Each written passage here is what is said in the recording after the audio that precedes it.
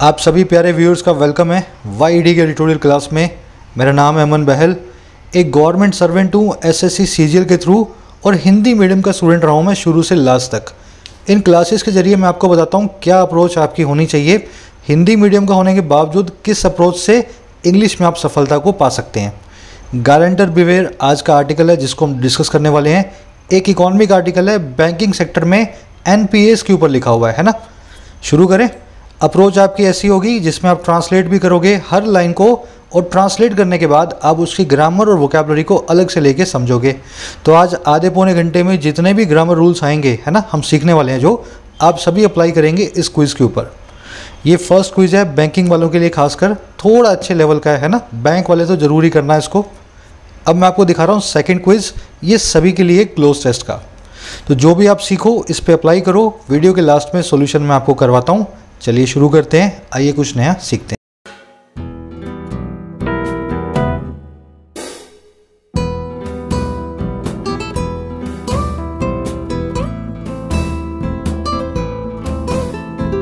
कह रहे guarantor beware. Beware का मतलब होता है सावधान होना, है ना, विजिलेंट होना, किसी चीज़ के लिए केयरफुल होना। और गारंटर कौन होता है? वो आदमी जो गारंटी दे, किसी लोन के अंदर साइन कर दे कि मेरी गारंटी है, ये लोन अगर नहीं चुका तो।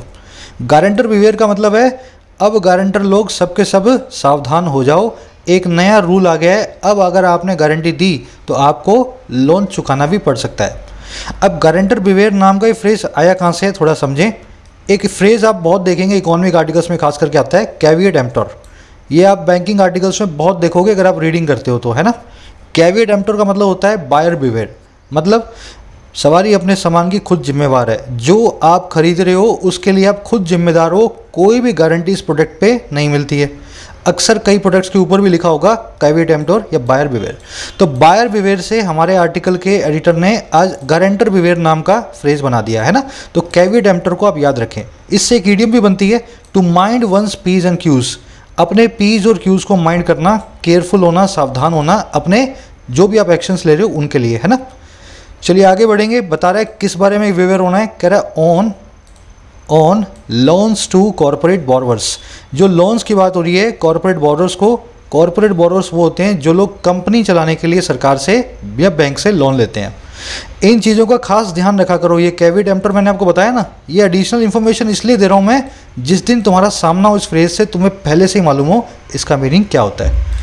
चलो इसके टाइटल पैराग्राफ को देखेंगे डिटेल में क्या कहना चाह रहा है, लेकिन उससे पहले चैनल को सब्सक्राइब कर लेना भाई। तुम्हारा ही परिवार है, तुम्हारा ही चैनल है, जितना ग्रो करने में हेल्प करोगे उतना अच्छा है। ये हमारा टेलीग्राम ग्रुप है ऑफिशियल वाईटी। हर पीडीएफ मिलेगी आपको यहाँ पे, साथ ही साथ आपको वीडियो का इंस्टेंट नोटिफिकेशन मिल जाएगा। ज्वाइन कर लें आज ही, है ना। 12,000 मेंबर्स हैं। इंस्टा पे भी हूँ मैं ऑफिशियल वाईटी के नाम से। आपकी करियर रिलेटेड कोई भी प्रॉब्लम हो, इंस्टा पे आप फॉलो करके मुझे मैसेज करके बताएं। मेंबरशिप रिलेटेड कोई भी क्वेरी हो, इंस्टाग्राम पे आप मुझसे पूछ सकते हैं। शाम में मैं ऑनलाइन आता हूँ। कह रहा है entrepreneurs signing guarantee will have to be certain that the business will not flounder।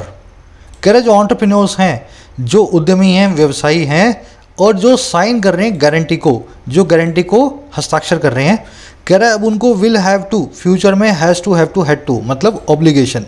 तो फ्यूचर में उनको करना ही पड़ेगा इस काम को, और वो है सर्टेन होना, इस चीज़ के लिए पक्का होना। दैट वो ये कि जो उनका बिजनेस है वो फ्लाउंडर नहीं करेगा, उनका व्यापार जो है घाटे में नहीं जाएगा। मीनिंग मैं समझा दूंगा सभी वर्ड्स के, पहले ट्रांसलेट कर रहे हैं हम खाली, है ना। एंटरप्रेन्योर्स जो साइन कर रहे हैं गारंटी को, अब उनको इस चीज़ को पक्का करना होगा, सर्टेन करना होगा कि जिस भी बिजनेस के लिए, लोन के लिए वो साइन कर रहे हैं, वो बिजनेस भविष्य में डूबेगा नहीं, विल नॉट फ्लाउंडर। अब देखो वर्ड्स, सबसे पहले एंटरप्रेन्योर आपका सब्जेक्ट है, विल हैव इसकी वर्ब है, has to, have to, had to ये बताते हैं आपकी मजबूरी को, कंपल्शन को। ये काम को करना ही पड़ेगा, है ना। अगर ऐसा करोगे तो जेल में जाना ही पड़ेगा। तो has to, have to, had to आपकी मजबूरी को बताते हैं। दूसरा सब्जेक्ट है दैट कंजंक्शन के बाद बिजनेस, इसकी वर्ब है विल फ्लाउंडर। फ्लाउंडर का मतलब होता है लड़खड़ाना। इसको लर्च भी बोलते हैं, स्टम्बल भी बोलते हैं और स्ट्रगल भी बोलते हैं। अगर आप चल नहीं पाओ ठीक से ना, तो आप लड़खड़ा रहे हो। अगर बिजनेस लड़खड़ा रहा है तो मतलब बिजनेस घाटे में जा रहा है। सब्जेक्ट और वर्ब आपको ब्लू और पिंक कलर में मिलेंगे हर आर्टिकल के, हर सेंटेंस के, समझ रहे हो। ये आपकी अंडरस्टैंडिंग को डेवलप करने के लिए है।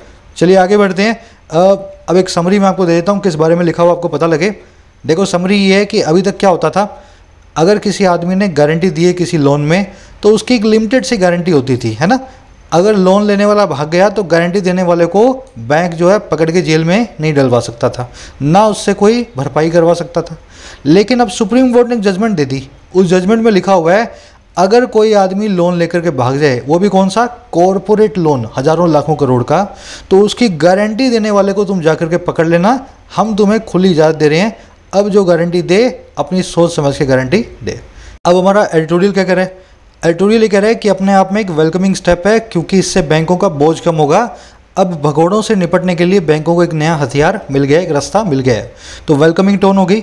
दूसरा, एनालाइजिंग भी इसकी टोन है, क्योंकि ये एनालिसिस करेगा ये रूल अपने आप में कितना टिकाऊ है लीगल लेवल पे, कानूनी तौर पे, है ना। तो दोनों ही टोन्स है, वेलकमिंग और एनालाइजिंग। शुरू कर दें आर्टिकल को, शुरू कर रहा हूँ, लेकिन उससे पहले अगर आप किसी ऐसे एग्जाम की प्रिपरेशन कर रहे हैं जिसमें करंट अफेयर्स एक मेजर पोर्शन है, बैंकिंग एग्जाम, इंश्योरेंस एग्जाम या पीएससी एग्जाम्स, तो मैं आपको सजेस्ट करूंगा एक all in one preparation source, careers cloud app. इस ऐप को आप इंस्टॉल कर लें। इंस्टॉल करने के बाद जब आप ओपन करेंगे आपको जाना है ऑल कोर्सेज पे। कोर्सेज में जाएंगे तो आपको करंट अफेयर्स का कोर्स मिलेगा। इसमें आपको डेली और वीकली पीडीएफ मिलती है सारे करंट अफेयर्स के टॉपिक्स की। और अच्छी बात यह है डेली वीकली तो मिलती है, हिंदी और इंग्लिश दोनों लैंग्वेजेस में आप इसकी तैयारी कर सकते हैं। यहीं पे आपको टॉपिक वाइज भी सारे नोट्स मिल जाएंगे, डिफेंस का अलग, स्पोर्ट्स का अलग, एप्स का अलग, साइंस का अलग, हिंदी और इंग्लिश में। आप अपनी स्टेट के हिसाब से भी चूज कर सकते हैं, स्टेट का अगर करंट अफेयर्स आपको देखना है तो। हर रोज आपको 2 क्विज मिलते हैं, इन क्विजेस को आप अटेम्प्ट करें, अपनी प्रिपरेशन का लेवल चेक करें। फिर के पैकेज में इंक्लूडेड है अच्छे लेवल के सीटिंग अरेंजमेंट, पजल्स के क्वेश्चंस, डीआई के क्वेश्चंस, खास करके बैंकिंग वालों के लिए। ये पूरा पैकेज है 499 का, करंट अफेयर्स प्लस में high level puzzles for 1 year. Purchase करते हुए YT10 कूपन कोड यूज़ करें, प्लस में गोल्ड कॉइन्स मिलते हैं, उनको भी यूज़ कर लेना। 499 की जगह 401 रुपये में मिल जाएगा। कमेंट सेक्शन में लिंक है, you can buy from there. चलिए, कह the supreme court judgment upholding creditors right to proceed against personal guarantors to loans provided by them to a corporate borrower helps lift the uncertainty over the extent to which banks and other financial lenders can pursue not only the corporate debtor but also the individuals who had furnished personal guarantees to enable the flow of credit to the company they had stood surety for। अपने आप में डराने वाला sentence है ना, लंबा सा, कोई बात नहीं, पीस बाय पीस करके पढ़ेंगे, सारा सेंटेंस समझ में आएगा। कह रहा सुप्रीम कोर्ट का जो जजमेंट है, जो रूलिंग है, जो डिसीजन है। अच्छा भाई, कौन सी रूलिंग? अब होल्ड करने वाली, बनाए रखने वाली, कंफर्म करने वाली। अच्छा, किस चीज़ को? क्रेडिटर के राइट को। देखो, क्रेडिटर का मतलब होता है जो उधार दे, इसको लेंडर भी बोलते हैं, इसका मतलब होता है बैंक, है ना, जो हमें लोन देता है। तो कह रहा सुप्रीम कोर्ट का जो जजमेंट है जो बनाए रखता है क्रेडिटर के यानी कि बैंकों के राइट को, उस अधिकार को, उस हक को, जो है प्रोसीड अगेंस्ट करने का, खिलाफ में कार्रवाई करने का। अच्छा, किन के भाई? पर्सनल गारंटर्स के, ऐसे इंडिविजुअल्स जिन्होंने गारंटी दी हुई है। और गारंटी किसको दी हुई है? उन लोन्स को जो प्रोवाइड किए गए हैं इन बैंकों के द्वारा बाय देम। अच्छा, किन को दिए गए हैं? कॉरपोरेट बोरोवर्स को, कंपनियों को। कह रहा है ये सुप्रीम कोर्ट का जो जजमेंट है ना, जो इस पूरे फैसले को अपहोल्ड करता है, कह रहा है ये जजमेंट है ना, हेल्प करता है, मदद करता है लिफ्ट करने में, हटाने में उस अनसर्टेनिटी को, उस अनिश्चितता को, उस प्रिकैरिटी को। और वो जो प्रिकैरिटी है इस एक्सटेंट पे, उस लिमिट पे, उस सीमा पे जहाँ तक टू विच बैंक और दूसरे फाइनेंशियल लेंडर्स जो हैं परस्यू कर सकते हैं, पीछा कर सकते हैं, ना केवल कॉरपोरेट डेब्टर का, ना केवल कंपनी जिसने लोन लिया हुआ है, बट ऑल्सो साथ ही साथ उस आदमी का, इंडिविजुअल का, जिसने फर्निश किया था, जिसने दिया था पर्सनल गारंटी को, ताकि वो इनेबल कर पाए, ताकि वो मदद कर पाए फ्लो ऑफ क्रेडिट में, पैसे के बहाव में, इस कंपनी के लिए, टू द कंपनी। और कौन सी कंपनी? जिसके के लिए उसने स्टूड श्योरिटी फॉर किया था, जिसके लिए उसने अपनी लीगल गारंटी दी थी। लोड मतलब सेंटेंस को मैं पीस बाय पीस एक बार फिर से जोड़ रहा हूँ, सारे पीसेस को, फिर मैं इसकी ग्रामर आपको बताऊंगा लिखा कैसे हुआ है ना। सुप्रीम कोर्ट का जजमेंट बनाए रखने वाला क्रेडिटर के यानी कि बैंकों के अधिकार को। अच्छा, जजमेंट का कौन सा अधिकार बनाए रखता है? वो बनाए रखता है अधिकार है जो खिलाफ में कार्रवाई करने का उन पर्सनल गारंटर्स के, और गारंटर किसके? उन लोन्स के जिनको दिया जाता है, प्रोवाइड किया जाता है इन क्रेडिटर्स के द्वारा, प्रोवाइडेड बाय देम। और किसको दिया जाता है, कॉर्पोरेट बोरोवर को, एक कंपनी को। कह रहा है ये जो जजमेंट है ना अपहोल्ड करने वाला, ये मदद करता है हटाने में उस अनिश्चितता को, अनसर्टेनिटी को, जो उस सीमा पे है, उस एक्सटेंट पे है, उस हद पे है, जिस हद तक टू विच बैंक और दूसरे फाइनेंशियल लेंडर जो हैं परस्यू कर सकते हैं, पीछा कर सकते हैं। अब देखो किसका किसका, ना केवल उस कंपनी का, कॉर्पोरेट डेटर का जिसने लोन लिया, बट ऑल्सो उस इंडिविजुअल का भी जिसने लोन के सामने फर्निश किया अपनी पर्सनल गारंटी को। अच्छा, क्यों फर्निश किया?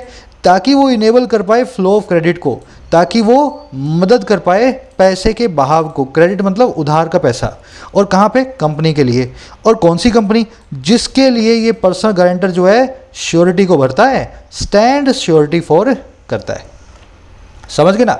अब इसके बाद क्या होगा, अब अगर आपने किसी आदमी को गारंटी दी हुई है उसके लोन में, अगर वो आदमी भाग जाता है, बैंक अब आपका पीछा भी कर सकता है।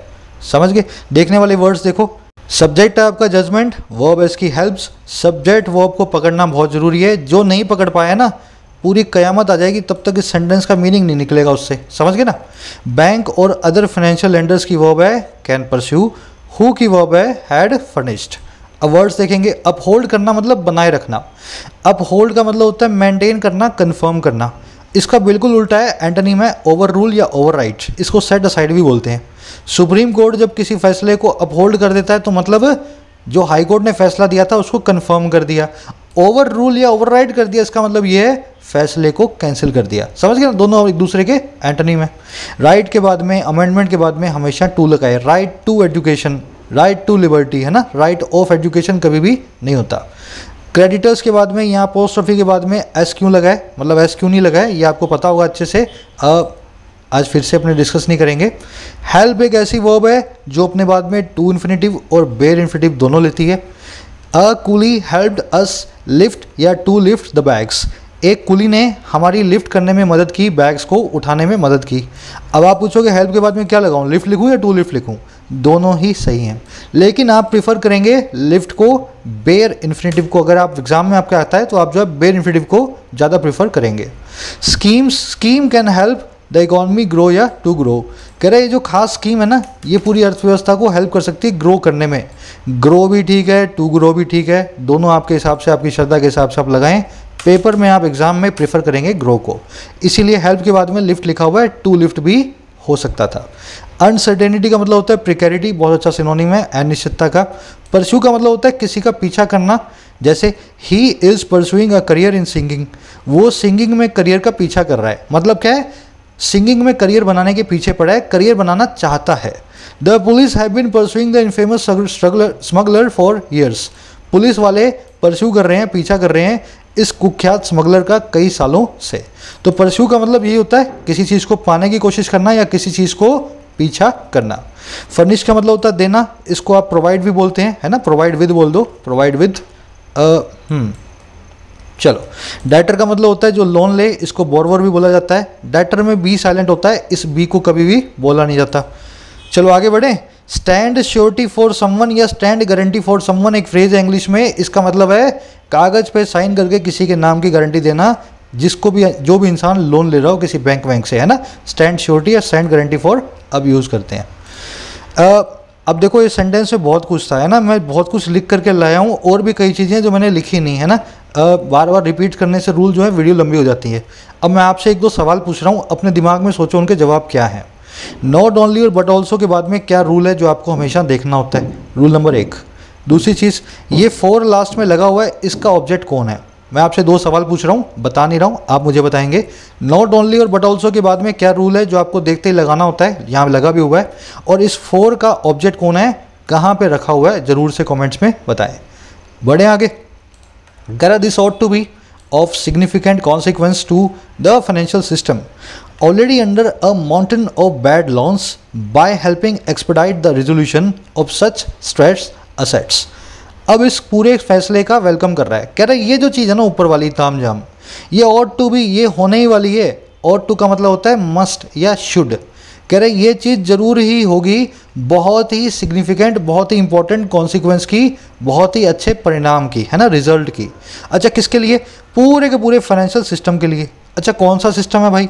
जो पहले से ही अंडर है, नीचे है एक पहाड़ के बैड लोन्स के। बैड लोन्स का मतलब है लोन तो ले लिया, लोग चुका नहीं रहे, ऐसे लोन्स को बैड लोन्स बोलते हैं। तो ये ऐसे फाइनेंशियल सिस्टम के जो पहले से ही बैड लोन्स के स्ट्रेस के नीचे फंसा हुआ है। अच्छा ये कैसे होगा अच्छे जो है कॉन्सिक्वेंस का, कह रहे ये हेल्प करके होगा, मदद करके होगा एक्सपेडाइट करने में, तेज बनाने में रेजोल्यूशन को, समाधान को, ऐसे स्ट्रेस्ड एसेट्स का, ऐसे ना आने वाले लोन्स का। समझ गए ना? तो कह रहे ऊपर वाली चीज़ जो है बहुत ही अच्छा जो है हमारे लिए शगुन है बैंकिंग सेक्टर के लिए। दिस की वर्ब है ought to be। कॉन्सिक्वेंस का मतलब होता है रिजल्ट, आउटकम, रेमिफिकेशन। एक्सपेडाइट का मतलब होता है किसी चीज़ को क्विक करना, क्विकन करना है ना, तेजी में लाना। रेजोल्यूशन का मतलब होता है समाधान। अब आ जाओ ought to पे। देखो ये मस्ट, शुड और ought to तीन मॉडल वर्ब्स हैं, लेकिन ought to जो है ना एक स्पेशल मॉडल वर्ब है। क्यों भाई? ought के बाद में हमेशा to आएगा, दूसरी किसी मॉडल वर्ब जो है अपने बाद में to को नहीं लेती है। वी शुड टू गो, हमें जाना चाहिए। अब यहाँ पे इस टू को अब निकाल दें। मॉडल वर्ब अपने बाद में कभी टू नहीं लेगी सिवाय ought को छोड़ के। वी मस्ट टू गो, हमें जाना चाहिए। अब यहाँ से भी टू को निकाल दें। वी ought टू गो, ये बिल्कुल ठीक है। 13 मॉडल में से सिर्फ एक ही मॉडल है जो ought अपने बाद इन्फिनेटिव को ले लेती है, टू इन्फिनेटिव को। ठीक है, अब इन तीनों में फ़र्क क्या है? जाना चाहिए, जाना चाहिए, जाना चाहिए, तो बात तो एक ही हुई ना। देखो इसका मतलब है एडवाइस, शुड का मतलब है सलाह है, मस्ट का मतलब है अर्जेंसी, जाना ही चाहिए। ought टू का मतलब है मोरालिटी, हमारा नैतिक कर्तव्य है जाना, ड्यूटी है हमारी, फर्ज है हमारा। ठीक है ना? तो आप अपने सेंटेंस को देखें कैसा आप यूज़ करना चाह रहे हैं, उसी हिसाब से तीनों में से एक को यूज़ करें। अब इसकी एक निशानी क्या है? ought टू गो, अगर इसमें नोट लगाना हो, we ought to not go, ये गलत हो जाएगा। कभी भी इन्फिनेटिव के बीच में नोट को नहीं डाला जाता है, we ought not to go. ठीक है ना? एक हैव टू भी होता है, वी हैव टू गो, इसका मतलब होता है कंपल्शन है, नहीं गए तो गोली चल जाएगी। समझ गए ना? जाना ही पड़ेगा, मजबूरी है, वी हैव टू गो। तो ये सब के सब चाहिए के सिनोनिम है, शुड, मस्ट, ought टू और हैव टू। आप इनको अलग अलग कॉन्टेक्स्ट में यूज़ करते हो ज़रूरत के हिसाब से। बढ़े आगे, कह रहे द टू जज bench was considering a clutch of petitions challenging the governments 2019 notification that made personal guarantors a separate category of individuals who could be proceeded against under the Insolvency and Bankruptcy Code या IBC। और कैसे? as part of the insolvency proceedings initiated by lenders against the defaulting corporate entities। कह रहे दो जजेस की जो bench थी वो कंसीडर कर रही थी, वो पूरा विचार विमर्श कर रही थी, एक क्लच पे, एक कलेक्शन पे, एक समूह पे। और समूह किसका? कलेक्शन किसका? पिटिशंस का, याचिकाओं का। और कौन सी पिटिशंस? चैलेंज करने वाली, चुनौती देने वाली। अच्छा किसको भाई? सरकारी 2019 नोटिफिकेशन को, भारत सरकार के। कौन सा नोटिफिकेशन? जिसने बना दिया पर्सनल गारंटर्स को, पर्सनली गारंटी देने वालों को, एक सेपरेट कैटेगरी ऑफ इंडिविजुअल्स। अच्छा कैसे इंडिविजुअल्स? जिनको प्रोसीड अगेंस्ट किया जा सकता है, जिनको पैसिव वॉइस में खिलाफ कार्रवाई की जा सकती है। और कैसे? Under the insolvency and bankruptcy code, इस कानून के, इस अधिनियम के अंडर। अच्छा कैसे होंगे प्रोसीड अगेंस्ट? एक हिस्से के तौर पे इंसॉल्वेंसी प्रोसीडिंग्स के, इंसॉल्वेंसी का मतलब होता है दिवालियापन, है ना, दिवालियापन की प्रोसीडिंग्स के, जिसको इनिशिएट किया जाता है लेंडर के द्वारा, बैंक के द्वारा जो लोन देता है, और खिलाफ इनिशिएट किया जाता है, शुरू किया जाता है डिफॉल्टिंग कॉरपोरेट एंटिटीज़ के द्वारा, ऐसी कंपनियों के द्वारा जो डिफ़ॉल्ट करती हैं, पैसा देकर लेकर के वापस नहीं चुकाती हैं। लंबा सेंटेंस है, डरो मत, बहुत सिंपल है, पीस बाय पीस पढ़ते जाओ। दो जज की बेंच कंसीडर कर रही थी एक कलेक्शन को उन पिटिशंस के जो कि चैलेंज करने वाले थे सरकार के एक नोटिफिकेशन को, जिसने बना दिया था गारंटी देने वालों को एक सेपरेट कैटेगरी का इंडिविजुअल, और वो इंडिविजुअल जिसके खिलाफ कार्रवाई अब की जा सकती थी इस अधिनियम के अंतर्गत। और कार्रवाई हो सकती थी एक हिस्से के तौर पे इंसॉल्वेंसी प्रोसीडिंग्स के, दिवालियापन की कार्रवाई के, जो कि शुरू की जाती है सारी कार्रवाई बैंक के द्वारा, लेंडर के द्वारा, और खिलाफ की जाती है उस बिजनेस के या कॉरपोरेट एंटिटी के जो डिफ़ॉल्ट करता है, अपने लोन को लेकर के मुकर जाता है। समझ गए? बेंच की वर्ब है was considering, a group of जजेस को बेंच बोलते हैं, एक वन वर्ड भी है। दैट की वर्ब है मेड, हु की वर्ब है could be, proceeded against, proceed against एक फ्रेजल वर्ब होती है, किसी के खिलाफ कार्रवाई करना। अब देखने वाली चीज़ें क्या है भाई? क्लच, ये वो गाड़ी वाला क्लच नहीं है आपके, है ना, एक्टिवा वाला नहीं है क्लच। ये क्लच का एक्टिवा में तो शायद होता ही नहीं। क्लच का मतलब क्या होता है? देखो दो मतलब होते हैं, एक डिफ़िकल्ट सिचुएशन या एक कलेक्शन या एक group. I am in a clutch, मैं बड़ी मुश्किल में फंसा हूँ, ये भी ठीक है। और I have a clutch of petitions to hear, मुझे एक सुनवाई करनी है कई सारी याचिकाओं के कलेक्शन की, अगर जज साहब ऐसा बोले तो। क्लच वर्ब जो वर्ड है नाउन, दोनों ही काम करता है। एक वर्ड के एक से ज़्यादा मीनिंग होते हैं, आपको दोनों मीनिंग जानने चाहिए, है ना। कह रहे इन dismissing the petitions, the judge made clear that the government was right in carving out personal guarantors as a separate species of individuals, given the intimate connection between such individuals and corporate entities to whom they stood a guarantee। अब जज साहब ने बहुत अच्छी बात बोल दी एक, कह रहे इन सारी याचिकाओं को डिसमिस करते हुए जो लोगों ने डाली थी कि गारंटरों को बैंक ना पकड़े, है ना, ऐसी यार सारी पिटिशंस को कैंसिल करते हुए जज साहब ने क्या बोला भाई, जज साहब ने क्लियर कर दिया इस बात को, जजेस ने साफ कर दिया दैट वो ये कि सरकार बिल्कुल सही थी। अच्छा, किस काम को करने में, तराशने में, कार्व आउट करने में, अलग करने में। और किन को, पर्सनल गारंटर्स को, ऐसे लोगों को जो गारंटी देते हैं किसी लोन के लिए। और कैसे तराशा सरकार ने, एक सेपरेट स्पीसीज के तौर पे, एक अलग नस्ल के तौर पे लोगों की, इंडिविजुअल्स की। अच्छा क्यों, कह रहा देखते हुए इस चीज़ को, गिवन का मतलब है जो दिया गया, देखते हुए, कंसीडर करते हुए उस इंटीमेट कनेक्शन को, उस क्लोज रिलेशनशिप को ऐसे इंडिविजुअल के बीच और कॉरपोरेट एंटिटी के बीच, उस कंपनी के बीच जिसके लिए इस इंडिविजुअल ने बैंक गारंटी को दिया था, स्टैंड गारंटी किया था। तो जज साहब ने यही बोला, जब तू साइन कर सकता है, किसी की गारंटी दे सकता है, तो तेरे से पैसा वापस लेने में किसी को क्या दिक्कत। आपने साइन किया ना, आप उसको अच्छे से जानते हो, अब जानते ही हो तो फिर पैसा भी आपका चुकाना फ़र्ज बनता है। आगे ये बताएगा इंटीमेट कनेक्शन कैसा है, वो आगे आप देखोगे, है ना। अब देखने वाली चीज़ें, डिसमिस करना मतलब किसी चीज़ को कचरे के डब्बे में फेंक देना, बोल देना काम की नहीं है। जज साहब की वर्ब है मेक क्लियर का मतलब है साफ साफ बोलना। गवर्नमेंट की वर्ब है वॉस, कार्व आउट करने का मतलब होता है किसी चीज़ को अलग करना। इसको तराशना भी बोलते हैं हिंदी में, जैसे पत्थर में से मूर्ति तराश दी तो बाकी का पत्थर आपने अलग कर दिया, मूर्ति को बाहर निकाल लिया, है ना। तो कार्व आउट करने का मतलब होता है तराशना। सरकार ने ऐसे गारंटर्स को अलग कर दिया तराश के, उनको बोला है आपके खिलाफ अलग से कार्रवाई होगी। अब इसमें देखने वाली चीज़ है एक बहुत अच्छा ग्रामर रूल, 4-5 सेंटेंस आपके सामने, रूल आपके सामने लिखा हुआ है, मैं छुपा देता हूँ एक बार, पहले सेंटेंस को अटेम्प्ट कर लो और मुझे बताओ किस में कौन सी वर्ब लगाओगे। चलो आराम से वीडियो को पॉज कर लिया करो, है ना, जल्दबाजी काहे की है। रूल ये तुम्हारे सामने कि कुछ वर्ब्स हैं, कुछ नाउन्स हैं जो सिंगुलर भी और प्लूरल भी एक ही फॉर्म को रखते हैं, चाहे वो एक हो चाहे वो 1000 हो, अपनी फॉर्म को चेंज नहीं करेगा। वर्ब चेंज हो जाएगी, उससे पता लग जाएगा वो कितने हैं, है ना। अब ये सभी के सभी नाउन्स कौन से हैं, ये मैंने अलग ले लिए हैं। देखो स्पीसीज, सीरीज़, वेयर अबाउट्स, चाहे एक नस्ल हो चाहे 1000 नस्लें हो, स्पीसीज ही लिखा जाता है, वर्ब को आप चेंज कर दें। चाहे एक मछली हो चाहे 1000 मछलियाँ हो, चाहे एक सूअर हो चाहे 1000 सूअर हो, स्पेस क्राफ्ट एक हो, एयरक्राफ्ट एक हो या 1000 हो, एयरक्राफ्ट के आगे कभी भी एस नहीं आएगा। तो इनकी फॉर्म को चेंज ना किया जाए, plural is equal to singular. ये आपने अगर बेसिक ग्रामर कर ली है तो ग्रामर के पार्ट सेकंड के एक्सेप्शन नंबर 6 करा रहा हूँ मैं आपको, है ना। बेसिक ग्रामर में सब कुछ हो चुका है। अब देखो इसी रूल को अप्लाई करना है इन सेंटेंसेस पे, है ना। All species on earth is या आर बेस्ड ऑन डीएनए, सारी की सारी नस्लें जो हैं, एनिमल स्पीसीज जो हैं धरती पे डीएनए बेस्ड हैं। अब देखो ऑल है तो मतलब बहुत सारी हैं, सीधी सी बात है, तो मैं क्या लगाऊंगा, आर, सीधी सी बात है ना, बहुत सारी स्पीसीज हैं।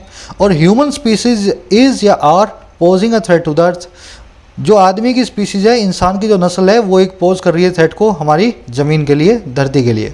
अब यहाँ पे एक ही स्पीसीज है तो आप यहाँ पे इज लगाएं, तो देखा वर्ब चेंज हो गई, नाउन चेंज नहीं हुआ, यहाँ भी स्पीसीज यहाँ भी स्पीसीज। वेयर अबाउट का मतलब होता है करंट एड्रेस, इसके आगे हमेशा ऐसा आता है, उसका करंट एड्रेस अभी अननोन है, किसी को नहीं पता वो कहाँ चली गई। एक औरत है, हर लिखा हुआ है, तो मैं यहाँ लगाऊंगा इज।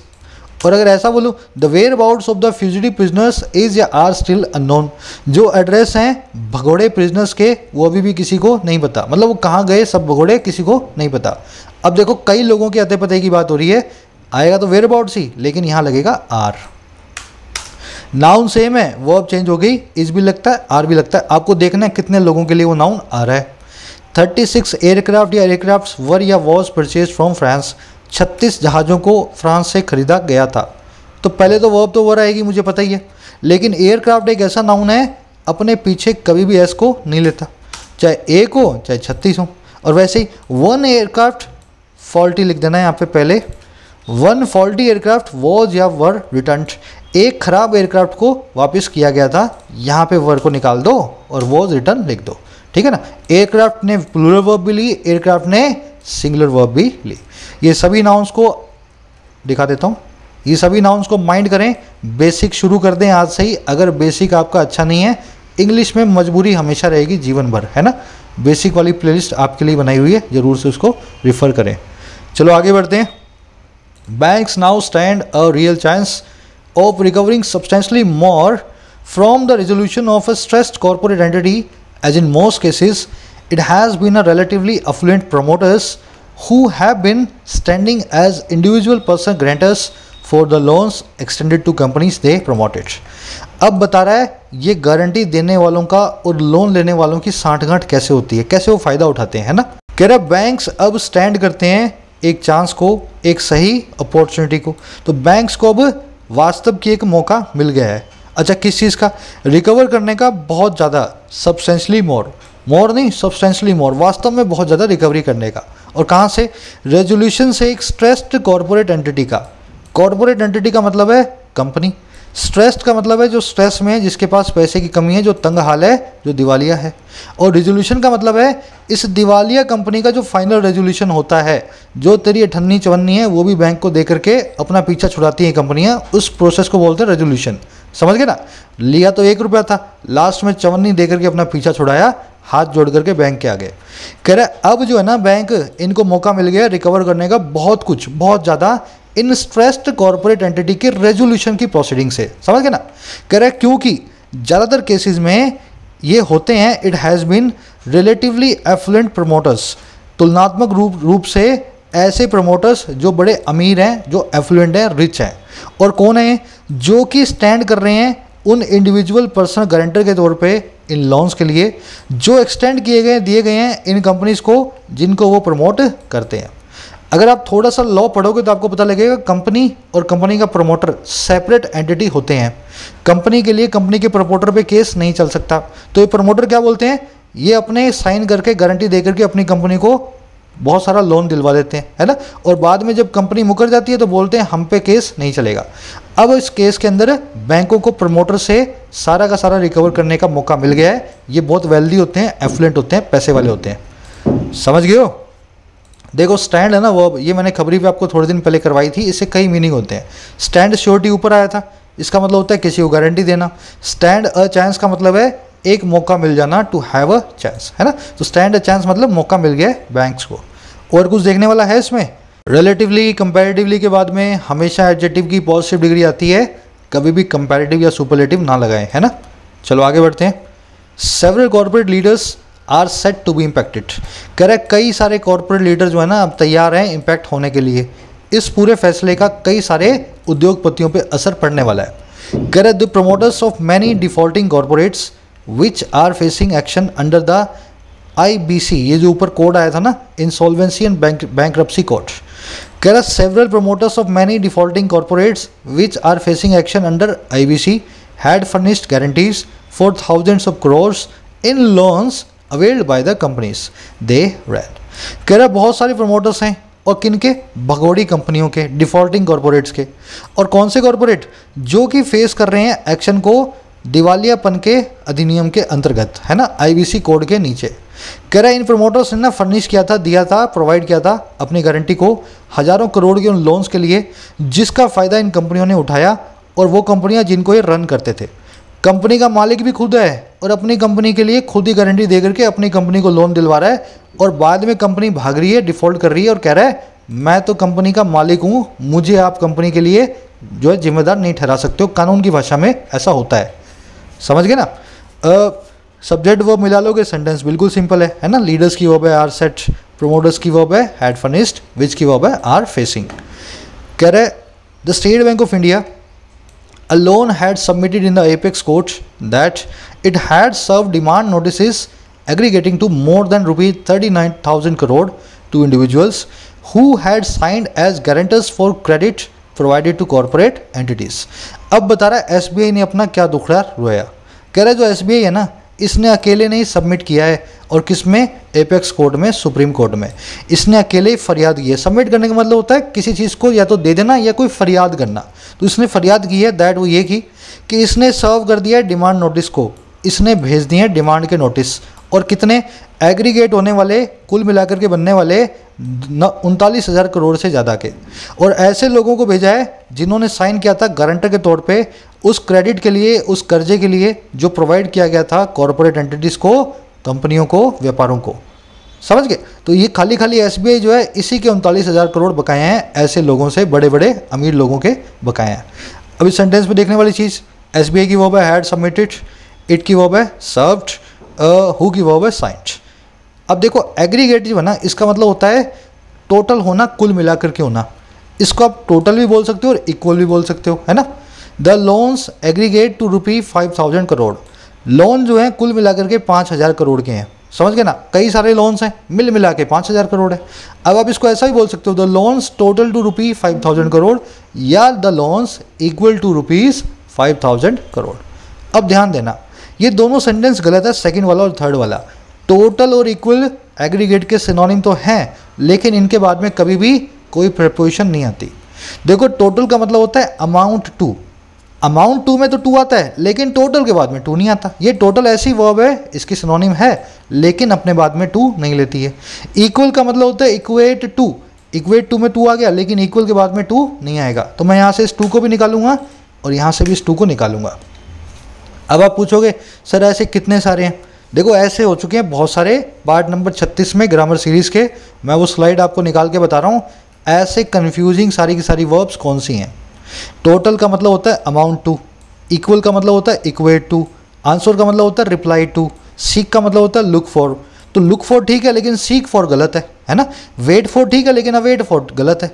कंसिस्ट ऑफ ठीक है, लेकिन कंप्राइज ऑफ गलत है। ये सब कंफ्यूजिंग सिनोनिम है वर्ब्स के, 14 मैंने आपको करवाए हुए हैं। बार बार इनको देखो, देख देख करके आपके दिमाग में बैठेंगे। कुछ लोग मुझसे कमेंट में पूछते रहते हैं सर पेड बैच चलाओ, पूरी ग्रामर सिखा दो मैं बैंक की, एसएससी की। जो आपको मैं सिखा चुका हूँ, ये पेड बैचेज में भी नहीं सिखाया जाता है। इस ग्रामर को सीख करके आप कोचिंग सेंटर में टीचर बन सकते हैं, है ना। इतना डिटेल में मैं आपको ऑलरेडी करवा चुका हूँ। कह रहे द जजेस also clear the air over another issue that is bound to strengthen the creditor's position in all ongoing, future and even complicated insolvency proceedings। कह रहे जजेस ने क्लियर कर दिया एयर को।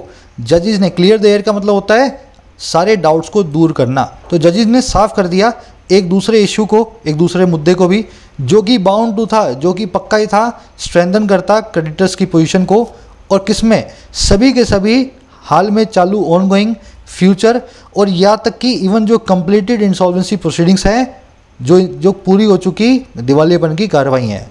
तो इन सब के अंदर बैंकों की पोजीशन को मजबूत करने वाला जज ने एक नया फैसला और दिया। क्लियर द एयर का मतलब क्या होता है, किसी चीज़ जिसके आसपास बहुत सारे डाउट्स हों, है ना, सारे डाउट्स को दूर करना, साफ साफ उस चीज़ के बारे में सभी को बताना। ऑनगोइंग मतलब जो अभी चालू है। चलिए आगे बढ़ते हैं। बाउंड टू का मतलब है जो होके रहेगा, है ना। कह रहे द बेंच रूल्ड, अब वो बता रहा है हुआ क्या। कह रहे the bench ruled that the approval of a resolution plan for which the corporate debtor does not extinguish the personal guarantors liability which it said arises out of an independent contract. कह रहे bench ने rule कर दिया, bench ने एक और फैसले पे ठप्पा मार दिया, और दैट वो इस पे कि जो अप्रूवल है ना एक रेजोल्यूशन प्लान की, और किसके लिए, कॉर्पोरेट डेटर्स के लिए। और कह रहे ये जो अप्रूवल है रेजोल्यूशन प्लान, मैंने आपको समझा दिया ना, जो है चवन्नी ठन्नी वो बैंक को दो और अपना पीछा छुड़ाओ। कह रहा है ये जो अप्रूवल है ना इस प्लान की, ये एक्सटिंग्विश नहीं करती है, ये अप्रूवल ख़त्म नहीं कर देती है उस लोन के गारंटर की लायबिलिटी को, उस लोन पे गारंटी पे साइन करने वाले आदमी की जिम्मेदारी को। कह रहा है वो जो कि इसने कहा, कोर्ट ने रूल किया, इट सेड, कह रहा है वो जो कि अराइज आउट ऑफ होती है, निकल करके आती है इंडिपेंडेंट कॉन्ट्रैक्ट से। तो अगर किसी आदमी ने कोई कंपनी के लिए साइन किया है गारंटी पे और वो कंपनी डूब गई है और कंपनी ने बैंक से समझौता भी कर लिया है, इसके बावजूद गारंटी देने वाले से बैंक अब वसूली कर पाएगा, क्योंकि गारंटी देने का जो कॉन्ट्रैक्ट है वो बिल्कुल अलग है। समझ गए ना। सब्जेक्ट वो मैच कर लेना भाई। विच की वर्ब है अराइज, अराइज का मतलब है निकल करके आना, इमर्ज होना, मेटेरियलाइज होना। इट की वर्ब है सेड। एक्सटिंग्विश का मतलब होता है या तो आग को बुझाना, पुट आउट अ फायर, है ना, या फिर किसी चीज़ को ख़त्म कर देना, जैसे आग को ख़त्म करते हो ना, एलिमिनेट करना, किल करना या वाइप आउट करना। फायर एक्सटिंग्विशर आपने सुना है, वो यही होता है, आग को बुझाने वाला, एक्सटिंग्विश करने वाला। चलिए आगे बढ़ेंगे। lenders can now proceed against the guarantors to enhance recovery given the most banks agree to haircuts when negotiating a resolution plan with a new promoter for the defaulting company। कह रहे अब जो landers हैं, जो bank है ना, वो proceed against कर सकते हैं, कार्रवाई कर सकते हैं खिलाफ में गारंटी देने वालों के, गारंटर के। अच्छा क्यों करेंगे भाई? इन्हांस करने के लिए रिकवरी को, जो भी रिकवरी इनको करनी है उसको बढ़ाने के लिए। कह रहे गिवन इस चीज़ को देखते हुए दैट वो ये कि ज़्यादातर बैंक जो हैं वो अग्री करते हैं हेयर कट पे। हेयर कट का मतलब होता है डिस्काउंट। आपको 100 रुपये बैंक को देने थे, अब आपके पास पैसा है नहीं, बैंक आपके पास आया, पूछा कितने दोगे, आपने बोला 40 दूंगा, तो 60 रुपये का डिस्काउंट मिला आपको बैंक से। इसको फाइनेंशियल लैंग्वेज में हेयर कट बोलते हैं। कह रहे इस चीज़ को देखते हुए ज़्यादातर बैंक्स जो हैं अग्री टू करते हैं हेयर कट को। ज़्यादातर बैंक्स घाटे में ही अपनी रिकवरी करवाते हैं। और कब? जब वो निगोशिएट कर रहे होते हैं एक रेजोल्यूशन के प्लान को एक नए प्रमोटर के साथ, एक डिफ़ॉल्टिंग कंपनी के लिए। समझ गए ना? तो वो कंपनी को बेच देते हैं नए प्रमोटर को, और वो सस्ते दामों में बेचते हैं। बैंकों को नुकसान ही होता है इस पूरे जो है कार्रवाई के अंदर। आई थिंक समझ गए होंगे। लैंडर्स कैन नाउ प्रोसीड, इसकी वर्ब होगी गिवन का मतलब है कंसिडरिंग, मोस्ट बैंक्स की वर्ब है अग्री। हेयर कट मैंने आपको बता दिया, फाइनेंशियल लैंग्वेज में डिस्काउंट को बोलते हैं, है ना। अग्री के बाद में टू भी आता है, ऑन भी आता है और विद भी आता है। अग्री का मतलब है सहमत होना। सहमत किसी इंसान से हो गए तो विद लगा देना। सहमत किसी काम को करने के लिए हो गए या किसी प्रपोजल के लिए हो गए तो टू लगा देना।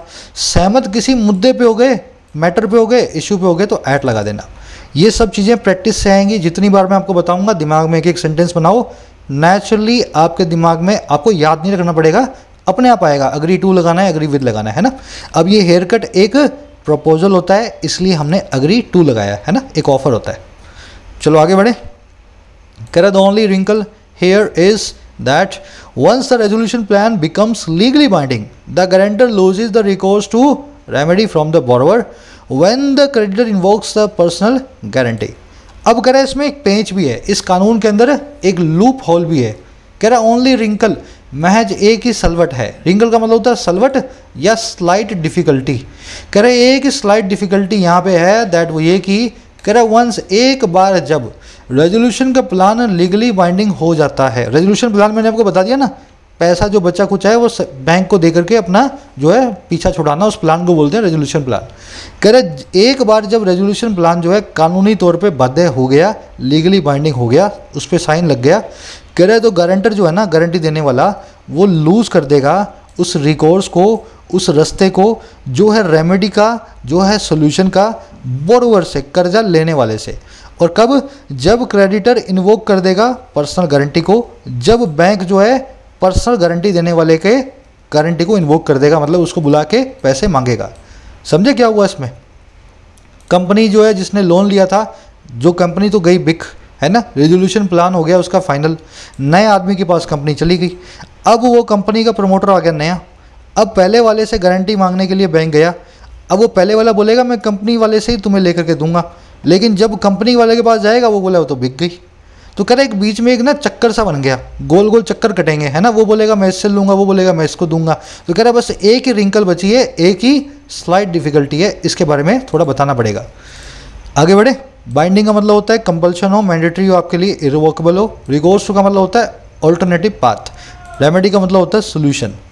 कह रहा entrepreneurs will now have to think twice before signing a personal guarantee unless they can be very certain that the business they found will not flounder. कह रहा एंटरप्रेन्योर्स जो है ना, अब उनको 2 बार सोचना पड़ेगा इससे पहले कि वो साइन करें एक पर्सनल गारंटी को, सिवा इस केस के, अनलेस, अगर वो बहुत सर्टेन है, बहुत निश्चित हैं कि जो बिज़नेस है ना, जिसको वो फाउंड कर रहे हैं, जिसको वो संस्थापना कर रहे हैं, जिसको वो इस्टेब्लिश कर रहे हैं, वो फ्यूचर में फ्लॉन्डर नहीं करेगा, वो बिज़नेस कंपनी जा कर के नहीं डूबेगी। तो अब हर एंटरप्रेन्योर को, हर उद्यमी को, व्यवसायी को 2 बार सोचना होगा अपनी ही कंपनी के लिए लोन के कागज़ पे साइन करने से पहले। समझ गए?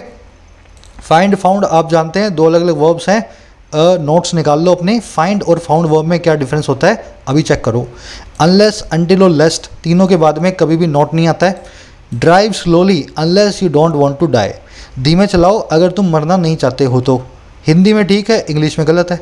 अनलेस यू डोंट वांट नहीं, यहाँ से आप नॉट को निकाल दो, unless you want to die. समझ गए ना, इंग्लिश में अनलेस, अंटिल और लेस के अंदर नॉट लगा हुआ है, बाद में लगाने की जरूरत नहीं है। Drive fast until we don't reach our destination, तेज चलाओ जब तक मंजिल तक ना पहुंच जाए, ना पहुंच जाए हिंदी में ठीक है, अंटिल वी रीच लिखेंगे, इंग्लिश में नॉट को निकाल देंगे। Drive carefully less the bike doesn't slip on the road, drive धीमे करो, कहीं ऐसा ना हो कि बाइक जो है रोड पे स्लिप हो जाए, है ना। लेस का मतलब होता है कहीं ऐसा ना हो कि। इसके बाद में भी आप प्रेजेंट सब्जेंटिव मोड को लगाएं, इसमें हमेशा बेयर इन्फिनिटिव आता है, तो मैं क्या बोलूँगा, the bike slip on the road. Verb की फर्स्ट फॉर्म आएगी बिना SEIS के, उसको कहते हैं प्रेजेंट सब्जेंटिव मोड। आप इसमें कभी कभी शुड भी देखेंगे, लेस्ट के बाद में शुड भी लगाया जा सकता है। The bike should slip on the road. ये तीनों वर्ड को देख लेना, बार बार पूछे जाते हैं एग्जाम में। आ जाओ अपने क्विज पे। वीडियो लंबी इसलिए होती है क्योंकि मैं ग्रामर के रूल्स अलग से बताता हूँ, अगर आप में पेशेंस नहीं है तो रूल्स को स्किप कर दें कृपा करके, है ना। Choose the grammatically correct and meaningful sentence, आपको सही और मीनिंगफुल सेंटेंस को चूज करना है। सेंटेंस क्या है, 50 एयरक्राफ्ट अमाउंटिंग टू ₹100 बिलियन या 1 बिलियन हैज़ या have been purchased by the defence ministry. 50 हवाई जहाज़ों को जिनकी कीमत है $1 बिलियन खरीदा जा चुका है, पैसिव वॉइस में, डिफेंस मिनिस्ट्री रक्षा विभाग के द्वारा। चारों में मतलब एक ही है बात का, है ना। दिक्कत क्या है, चारों सेंटेंस में से एक ही सही है, 3 है गलत।